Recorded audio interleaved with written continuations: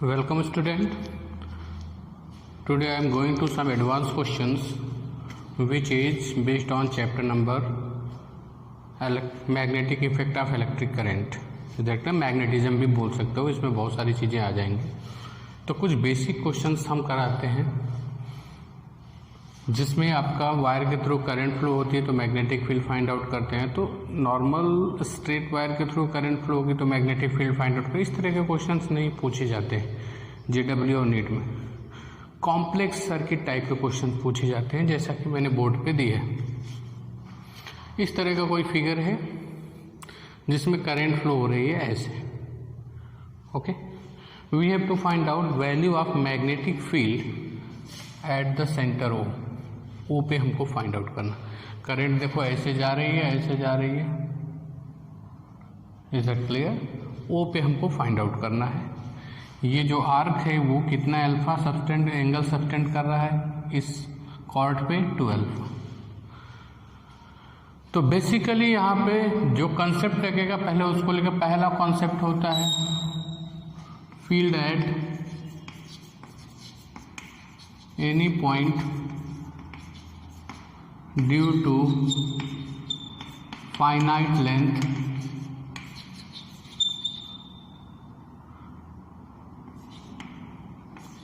Current carrying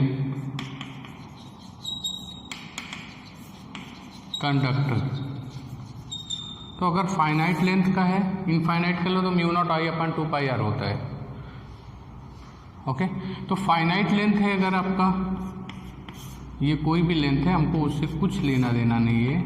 यहाँ पे अगर कोई पॉइंट P है, यहाँ पे अगर फील्ड निकालना तो इस दोनों एंड को, इस पॉइंट P को दोनों एंड से मिला देंगे और इस P से इस वायर पे परपेंडिकुलर ड्रॉ करेंगे। सपोज ये परपेंडिकुलर डिस्टेंस क्या है, R है। ये एंगल है आपका α1, ये एंगल है आपका α2। तो फार्मूला होगा पॉइंट P पे due to this current carrying conductor finite length μ0I/4πr sin α1 plus sin α2। याद कर लो, पहला कंसेप्ट तो ये यूज करेंगे, पहला कंसेप्ट। और दूसरा कंसेप्ट ये होता है कि अगर कोई भी सर्कुलर कंडक्टर है उसमें करंट फ्लो हो रही है तो उसके लिए जो फार्मूला होता है μ0I/2a। ये फार्मूला होता है उसके सेंटर पे मैग्नेटिक फील्ड का। ओके, लेकिन यहाँ पे पूरा सर्कल नहीं है। ओके, तो अब पूरा सर्कल नहीं है तो उसको देखेंगे। अगर मान लो मैंने इसमें से इतना सर्कल कट कर लिया, ये मान लो कितना है 90 डिग्री है, तो ये जो कंसेप्ट यूज करेंगे उसको देखना, इतना ही, इसके द्वारा हमको यहाँ पे फील्ड निकालनी है। तो क्या करेंगे, अगर पूरा एंगल होता है, एक सर्कल कितना एंगल सबटेंड करता है सर्कमफेरेंस सेंटर पे 2π, तो कितना μ0I/2a होता है। 2a मतलब 2r रेडियस। तो अगर 1 डिग्री सबटेंड करेगा तो μ0I/ डिवाइड करोगे तो 4πa हो जाएगा। अगर मान लीजिए ये 90 डिग्री यानी π/4 एंगल सबटेंड करेगा तो कितना हो जाएगा μ0I/4πa इंटू π/2, यानी ये वाला केस यूज करेंगे। Okay, μ0I/4πa into theta. अगर ये पूरा सर्कल नहीं हो, कोई आर्क दिया होगा तो ये फार्मूला यूज करेंगे। It is keep in mind. चलो आगे देखते हैं। अब इसको सॉल्व करते हैं। दो चीज़ें आपको मिल गई, अब देखो इसको सॉल्व कैसे करते हैं।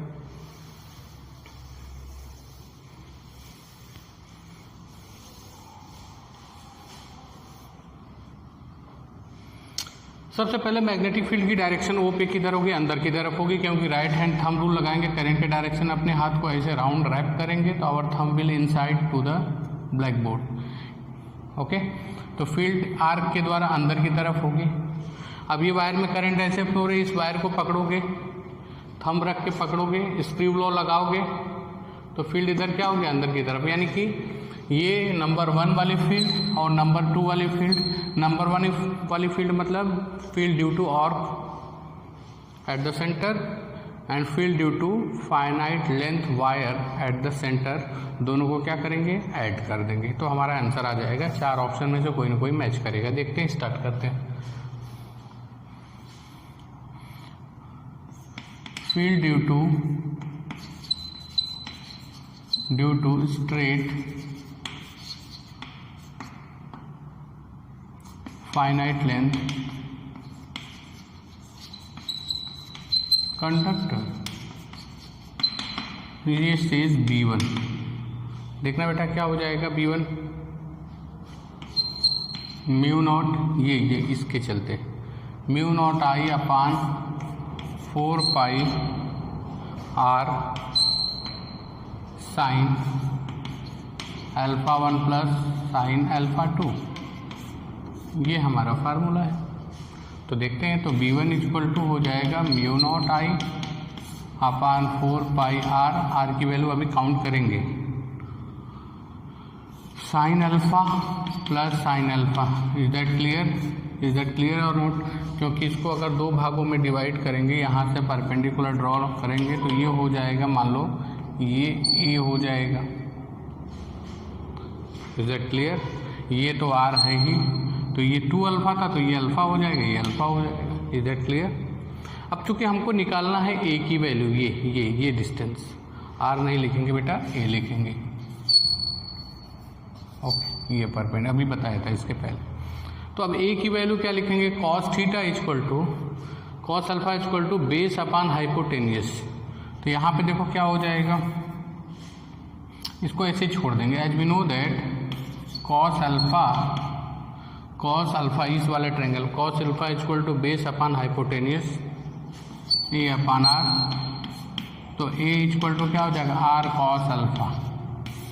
A की जगह पे R कॉस अल्फ़ा रख देंगे, तो B1 equal to mu naught I upon 4 pi, ये हो जाएगा बेटा R कॉस अल्फ़ा। ओके, और ये हो जाएगा 2 साइन अल्फ़ा, 2 जा कितना हो जाएगा 4, कैंसिल हो जाएगा बेटा। तो ये हो जाएगा फाइनली B1 की वैल्यू हमको मिल गई mu naught I upon 2 pi R sine alpha upon cos alpha, क्या हो जाएगा बेटा 10 अल्फ़ा। यानी B1 की वैल्यू हमको मिल गई। अब कहीं से अगर हम B2 की वैल्यू फाइंड आउट कर लें तो फिर B1 प्लस B2 कर देंगे, कोई ना कोई ऑप्शन मैच होगा। इन स्ट्रेट कंडक्टर के लिए, due to straight conductor the magnetic field at point O we already find out B1 equal to mu naught I upon 2 pi R। Is that clear? अब चलते हैं बेटा, इसको rub कर देते हैं। Now magnetic field due to arc,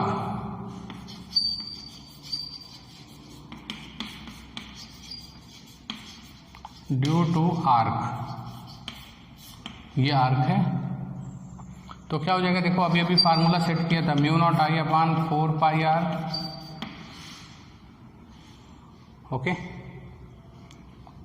into यहाँ पे मैंने थीटा मल्टीप्लाई किया था एंगल से, तो एंगल यहाँ पे कितना हो जाएगा, ये कितना सबटेंड करेगा एंगल, 2 पाई माइनस 2 अल्फ़ा। ये चूँकि ये 2 अल्फ़ा है, पूरा एंगल 2 पाई होता है, तो ये एंगल जो होगा, ये एंगल होगा 2 pi minus 2 alpha. That means 2 pi minus 2 alpha. Is that clear? ये B2 इक्वल टू, अब मैंने क्या करना है बेटा, 2 को कॉमन लेके कैंसिल कर दो, तो B2 इक्वल टू क्या हो जाएगा, mu naught I upon 2 pi R pi minus alpha. Okay, तो अभी मैंने क्या करना है, टोटल मैग्नेटिक फील्ड फिगर का कोई काम नहीं है, तो total magnetic field B equal to क्या हो जाएगा आपका, B1 प्लस B2। तो B इक्वल टू B1 की वैल्यू हमारे पास है mu naught I upon 2 pi R 10 alpha plus mu naught I upon 2 pi R, ये आपका क्या है बेटा, पाई माइनस अल्फ़ा। तो आगे क्या करेंगे, B की वैल्यू फाइंड आउट करने के लिए, इसको नोट करो, आगे रब करेंगे हम। Now it will becomes B equal to mu naught I upon 2 pi R in both terms, that's why it is common. ये बन जाएगा 10 alpha plus pi minus alpha. Which option is correct,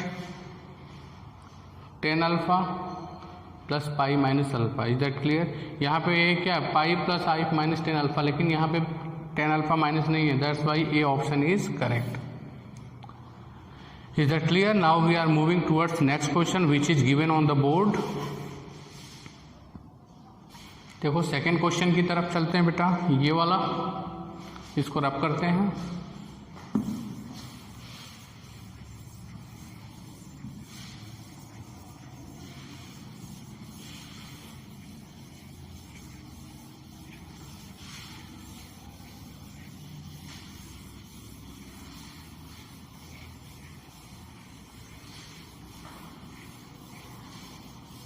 चलो देखो, इसमें भी same type का question है, एक बार प्रैक्टिस हो जाएगा, फार्मूला यूज करने के लिए आ जाएगा आपको।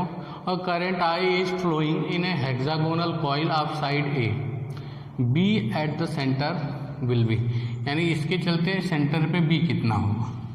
तो अब चूंकि पहली बात है, करंट कैसे फ्लो हो रही है, इस वायर को हर एक सेक्शन को जब राइट हैंड थंब रूल के अकॉर्डिंग पकड़ेंगे तो फील्ड किधर होगी, अंदर की तरफ। देखो अंदर की तरफ, अंदर की, स्क्रू लॉ भी लगा दो, फील्ड अंदर की तरफ, अंदर की तरफ, सारी फील्ड अंदर की तरफ होगी। यानी अगर एक वायर से हम फील्ड फाइंड आउट कर सकते हैं और उसमें क्या करेंगे, 6 से मल्टीप्लाई कर देंगे तो हमारा आंसर आ जाएगा। Is that clear? तो पहले सिंगल वायर के लिए हम मैग्नेटिक फील्ड फाइंड आउट करेंगे। तो इसके लिए हम कुछ करेंगे, देखो सेंटर से इस वाले को मिला देंगे डॉटेड लाइन से, मिला दिया बेटा, मिला दिया डॉटेड लाइन से, और यहाँ से परपेंडिकुलर ड्रॉ कर देंगे। ये हो जाएगा हमारा, ये हो जाएगा मान लो आर है, तो ये एंगल हो जाएगा आपका 60 डिग्री, 30 डिग्री, ये भी होगा आपका 30 डिग्री। होगा कि नहीं होगा? क्योंकि हेक्सागोनल है, सेंटर पे 360 डिग्री एंगल सबटेंड करेगा। 6 साइड है तो 6 से डिवाइड करोगे तो एक साइड कितना एंगल सबटेंड करेगा, 60 डिग्री, और ये 2 इक्वल पार्ट्स में डिवाइड हो गया तो each angle is 30 degree. Okay, तो मैंने फार्मूला लगाना है B due to single side, एक साइड के लिए मैग्नेटिक बी इक्वल टू क्या हो जाएगा, mu naught I upon 4 pi R, ये वाला आर। ओके, साइन 30 प्लस sine 30, sine alpha 1 plus sine alpha 2। लेकिन अब क्वेश्चन ये रहा जो हमको आर को फाइंड आउट करना है, तो हमको आर को फाइंड आउट करना इन टर्म्स ऑफ ए, क्योंकि सारे ऑप्शन में ये दिया है। तो मैंने क्या करना है, यहाँ पे ये वाली वैल्यू तो ए ही होगी। आप कहोगे सर क्यों ए होगी? क्योंकि जब भी हेक्सागोनल बनाओगे आप, मान लो हेक्सागोनल बनाओगे तो हर एक साइड इसकी बराबर होती है, और तो ये एंगल 60 डिग्री होगा। चूंकि ये पूरा एंगल 60 डिग्री होता है, 120 होता है, तो ये भी 60 होगा, उसका आधा, तो ये भी 60 होगा, तो इक्विलेटरल ट्रायंगल है। तो यानी ये साइड अगर ये है तो ये सेंटर से डिस्टेंस भी कितना होगा, ए ही होगा। Is that clear? तो हम ये सेंटर से जो डिस्टेंस वो भी ए है, वो हमको पता है। सेंटर से इस वर्टिसेस का डिस्टेंस कितना होगा, ए ही होगा जो साइड है। एक हेक्सागोनल का, रेगुलर हेक्सागोनल का सेंटर से वर्टिसेस का जो डिस्टेंस होता है उसके साइड के डिस्टेंस के बराबर होता है, ये बात नोट कर लो। तो यहाँ से हमको आर की वैल्यू निकालना in terms of A, cos theta equal to base upon hypotenuse लिख देते हैं। कॉस 30 इक्वल टू बेस, क्योंकि थीटा के सामने तो परपेंडिकुलर होता है, बेस मतलब आर अपॉन हाइपोटेनियस की वैल्यू क्या है, ए, तो ये हो जाएगा R equal to A cos 30 degree. तो आर इक्वल टू क्या हो जाएगा, A cos 30 √3/2। Is that clear और नॉट? तो आर इक्वल टू क्या हो जाएगा, √3a/2। वैल्यू पुट कर देंगे बेटा, mu naught I upon 4 pi R की जगह पे हो जाएगा √3a/2। 1/2 प्लस 1/2 1 हो जाएगा, लिखने की जरूरत नहीं है, साइन 30 की वैल्यू 1/2 होती है। तो चलते हैं देखते हैं, ये पहले तो 2 से कैंसिल कर दो, तो ये हो जाएगा बेटा b equal to mu naught I upon 2 pi 2 √3 pi a। Is that clear? ये सिंगल वायर से हुआ है। इस तरह से कितने वायर हैं? 6, और 6 का मैग्नेटिक फील्ड क्या है? 6। देयर आर 6 वायर, क्योंकि हेक्सागोनल 6 वायर से मिलकर बनता है। और जो 6 वायर्स हैं सबकी मैग्नेटिक फील्ड सेंटर पे क्या है? इनवर्ड डायरेक्शन में। देख लो, अगर वैसे नहीं समझ पाते हो तो ऐसे घूम रही है, तो फील्ड किधर होगी? अंदर की तरफ। तो टोटल मैग्नेटिक फील्ड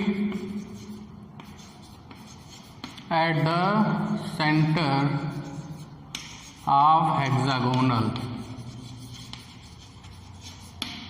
कॉइल क्या हो जाएगा? बी टोटल इक्वल टू क्या होगा? 6 इंटू बी। इसमें 6 से क्या कर देंगे? Multiply. Now it will becomes B T equal to 6 into mu naught I upon 2√3 pi A multiply. इसको अब रैशनलाइज कर देंगे, क्योंकि सारे ऑप्शंस में एक बार रैशनलाइज करके देख लेते हैं।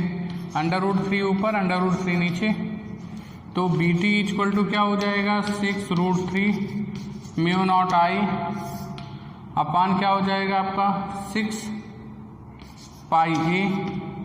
6 कैंसिल हो जाएगा। Our answer is √3 mu naught I pi A. √3 mu naught I pi A. Which option is correct? B option is correct. Is that clear? इस तरह के क्वेश्चन फ्रिक्वेंटली आस्क होते हैं, और कैसे फार्मूलों को अप्लाई करते हैं। Next question, it is given a figure, the current is flowing like A, B, C, I current is flowing, and the next section is current is flowing like next wire A dash, B dash, C dash, इधर की तरफ, both are long wires. Okay, we have to find out value of magnetic field at point P. It is given BP is equal to B dash P is equal to R. यानी ये distance भी R है और ये distance भी R है, यानी ये डिस्टेंस R है बेटा, और ये भी कितनी है? R. ओके, ये P पे फाइंड आउट करना। तो हर एक सेक्शन को पहले हम करेंगे। Due to all section we find out magnetic field at point B P and adding them at last. हर सेक्शन से मैग्नेटिक फील्ड फाइंड आउट करेंगे पी पे, फिर सबको क्या करेंगे? ऐड करेंगे अकॉर्डिंग टू, अगर ऐड करेंगे कि सब्ट्रैक्ट करेंगे, it depend upon the condition whether all the field is same direction और नॉट। चलो स्टार्ट करते हैं। देखना बेटा, पहला सेक्शन था ये ए, बी और ये सी। यहाँ पे हमको फील्ड निकालना है, पी पे है। ये डिस्टेंस यहाँ से कितनी है? आर। तो पहली बात, जो बीसी सेक्शन है, ड्यू टू दिस सेक्शन, इस वायर के 2 सेक्शन है। पहला सेक्शन क्या है? ए बी, दूसरा क्या है? B C. And due to BC section magnetic field at point P will be always 0। क्यों? क्योंकि अगर सी को एक्सटेंड करोगे आप तो P उसके एक्सिस पे पड़ेगा। तो एक्सिस मतलब R equal to 0, that's why magnetic field equal to 0। कोई भी वायर हो, ये कंसेप्ट समझ लो, अगर उसके एक्सिस पे कोई पॉइंट है, उसको एक्सटेंड करने पे कोई भी पॉइंट उसके एक्सिस पे पड़ता है, तो मैग्नेटिक फील्ड इज ऑलवेज 0। यानी वायर को एक्सटेंड करोगे, अगर वो पॉइंट एक्सिस पे पड़ता है तो मैग्नेटिक फील्ड क्या होगा? 0 होगा। तो हमको BC को कंसीडर करने की जरूरत नहीं, सिर्फ मैग्नेटिक फील्ड जो देगा यही कंपोनेंट देगा, AB वाला। तो अब चूंकि BC का खत्म हो गया, AB वायर को जब पकड़ोगे या स्क्रू लॉ लगाओगे तो इधर फील्ड क्या होगी? अंदर की तरफ होगी। बहुत अच्छी बात है। तो मैग्नेटिक फील्ड क्या होगा? B इक्वल टू, देखना बेटा, mu naught I upon 4 pi R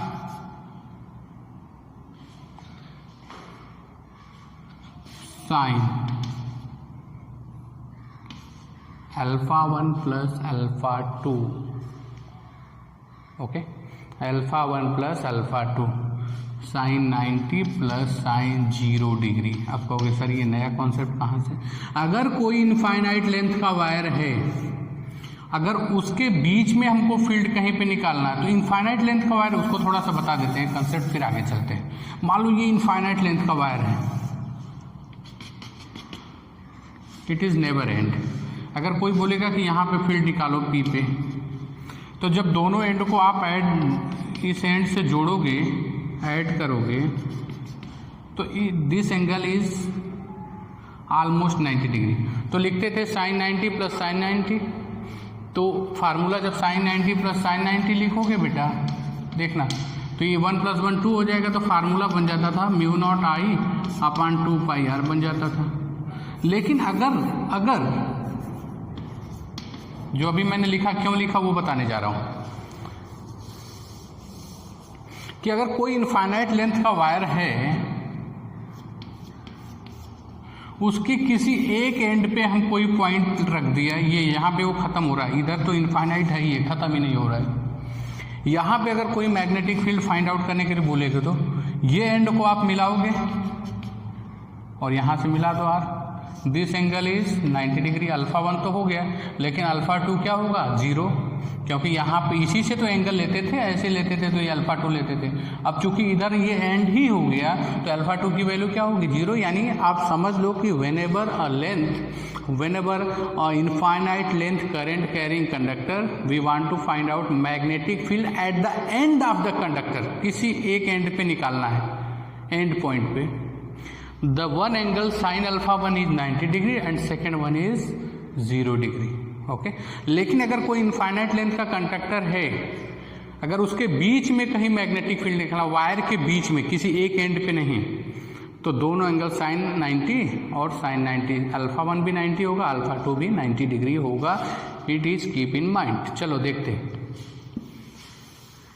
तो B = क्या हो जाएगा mu naught I upon 4 pi R, क्योंकि साइन 90 की वैल्यू क्या होगी 1 और साइन 0 की वैल्यू 0, तो खत्म हो जाएगा।